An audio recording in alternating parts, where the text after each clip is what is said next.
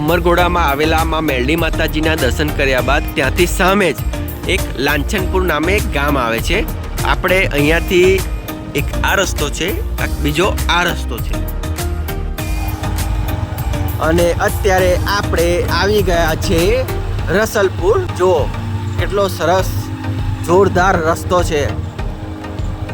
ઓહ, આ ઢાળ જેવો આકાર, નીચે ઉતરી આ બીજો બી રસ્તો છે, પણ અમે એક આજે અલગ રસ્તેથી આવ્યા છે. જો આ છે રસલપુર બ્રિજ. રવિવારે તમે આવો તો આ જગ્યાએ જરૂર આવજો, મેલડી માતાજીના અમરગોડા દર્શન કર્યા બાદ.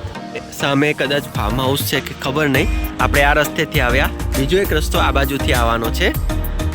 અને અહીંયા આવતા તમને ચા પીણા, વેફર પડીકાની, મેગી ગમે તે નાસ્તા માટે દુકાન છે. આપણે આપણી બાઇક ફોર વ્હીલર પાર્ક કરી ફ્રીમાં અહીંયાથી આપણે આ રસલપુર બ્રિજે જઈએ અને આ કુદરતી સૌંદર્યનો અનુભવ માણીએ. જુઓ, અત્યારે જોવા જઈએ તો બપોરના 1 વાગ્યા છે, અને તો પણ જુઓ અત્યારનું દ્રશ્ય કેવું છે. તો તમે વિચારો કે સવારના સૂર્યોદય સમયે અને સાંજના સૂર્યાસ્ત સમયે અહીંનું વાતાવરણ કેવું લાગતું હશે.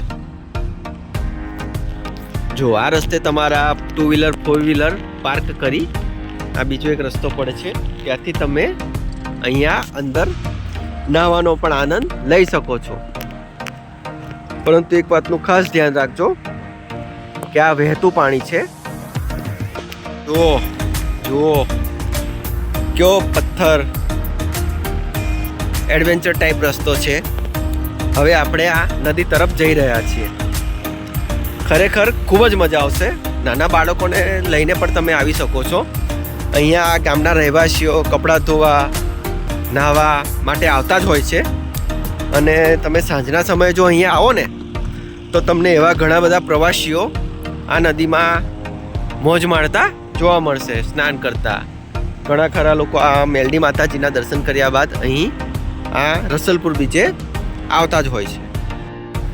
જો વહેતું પાણી છે, પણ ગાય માતાજી આ પાણીમાંથી પસાર થઈ સામેના કિનારા તરફ પણ જઈ શકે છે. જો છે ને, તમે આવો પ્રયત્ન ના કરતા. સામે ફોટોશૂટ પણ ચાલી રહ્યું છે. બપોરનો સમય છે તો પણ જુઓ છે ને, હજી 4 વાગ્યા પછી તો તમને અહીંયા ઘણી બધી એવી પબ્લિક જોવા મળશે. અને સાંજનો નજારો તો અહીંનો કંઈક અદ્ભુત જ જોવા મળશે.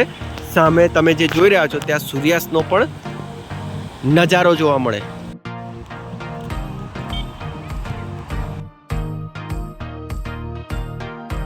આજે વહેતું પાણી તમે જોઈ રહ્યા છો રસલપુર બ્રિજે, તેમાં મહીસાગર માતાજીનું પાણી છે. માં મહીસાગર નદી વહી રહી છે. જુઓ.